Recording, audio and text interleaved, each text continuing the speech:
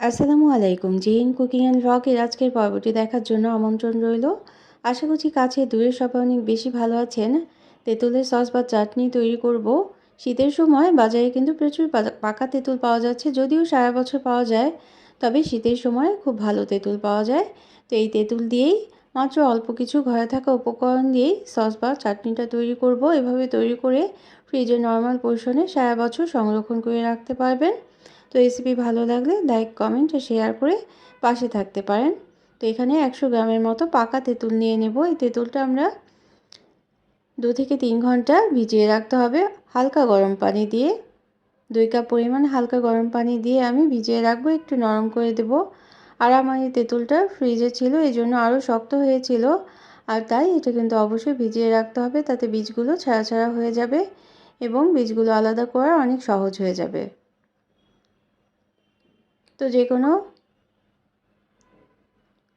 সিঙ্গারা, সমুচা, চটপটি, ফুচকা খাওয়ার জন্য আমাদের কিন্তু এই সসটা অনেক ভালো লাগে খেতে, আর এই জন্য এভাবে করে তৈরি করে সংরক্ষণ করে রাখতে পারেন।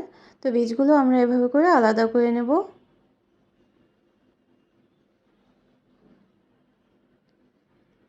তো এই সসটা তৈরি করা খুব ইজি, অনেক সহজ এবং খুব কম সময়ে তৈরি হয়ে যায়, আর ঘরে থাকা উপকরণ দিয়েই তৈরি করে নেওয়া যায়। তবে এই বীজটা আলাদা করা একটু ঝামেলার।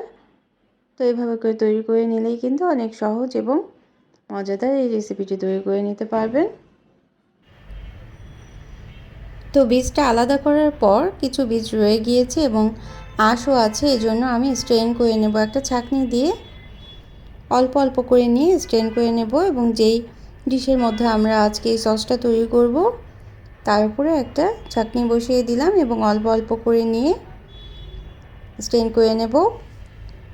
কিছু আঁশ এবং সূক্ষ্ম উপাদান থাকে, সেগুলো কিন্তু এভাবে করে আলাদা করে নেওয়া যায়।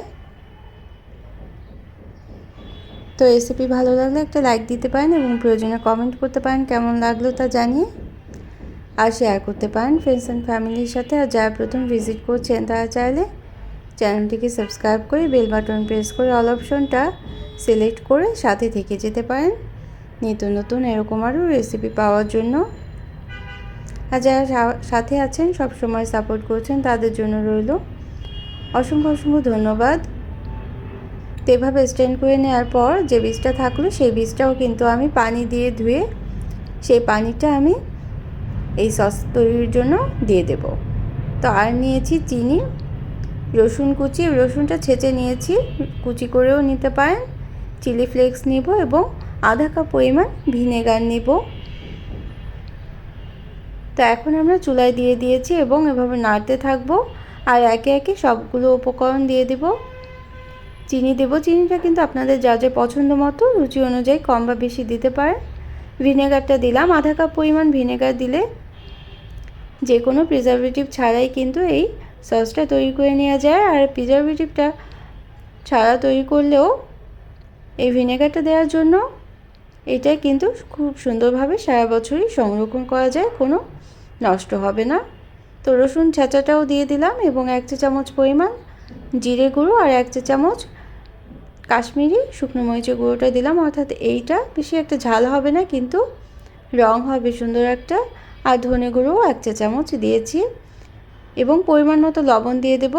তো এখন নাড়তে হবে, নিচে যেন লেগে না যায় সেটা খেয়াল রেখেই সময় নিয়ে নেড়ে একটু ঘন করে নিতে হবে। আর ঘন করে নিলেই সসটা কিন্তু খুব সুন্দরভাবে তৈরি হয়ে যাবে।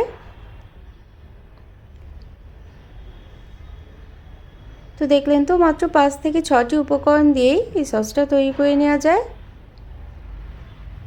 সবসময় একই রকম টমেটো সস খেতে যখন ভালো লাগে না, তখন কিন্তু এই তেঁতুলের সসটা তৈরি করে নিতেই পারেন এবং সংরক্ষণ করে রাখতে পারেন।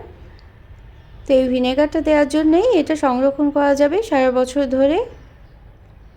তো আমি প্রায় 20 মিনিট নেড়ে ঘন হয়ে যাওয়ার পর নামিয়ে নিব।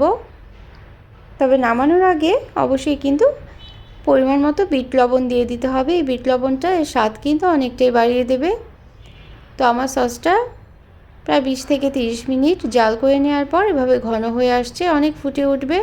ফুটে কিন্তু চারদিকে ছড়িয়ে পড়তে পারে, এজন্য সাবধানেই এই চুলার আঁচটা বাড়িয়ে বা কমিয়ে প্রয়োজন মতো এই সসটা তৈরি করে নিতে হবে।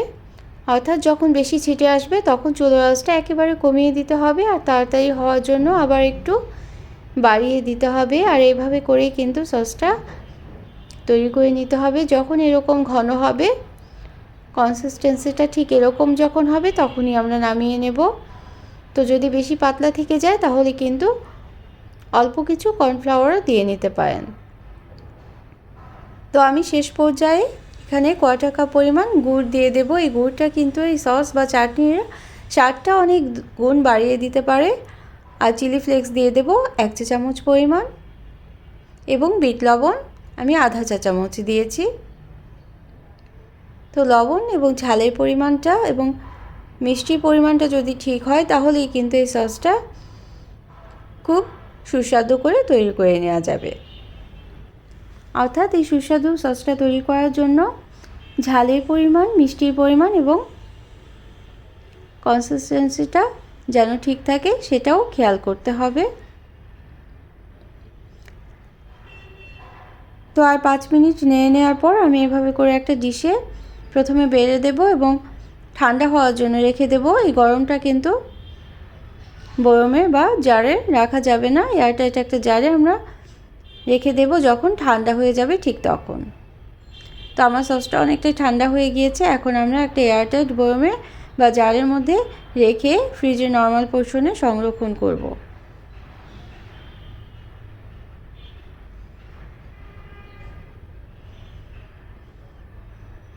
তো ঠিক এরকম ঘন যখন হবে তখনই কিন্তু সসটা ঠান্ডা হওয়ার পর আর একটু ঘন হয়ে যায়। এজন্যই গরম থাকা অবস্থায় খুব বেশি ঘন করা যাবে না। এটা কিন্তু দেখেই বুঝে নিতে হবে আমি কেমন ঘন করেছি। তাছাড়া আমরা সস দিয়ে তো সব খাবার খাই, সেটা আমরা জানি কীরকম ঘন হতে পারে। তো আমি একটা এয়ারটাইট জারে সংরক্ষণ করে রাখার জন্য তুলে নিলাম।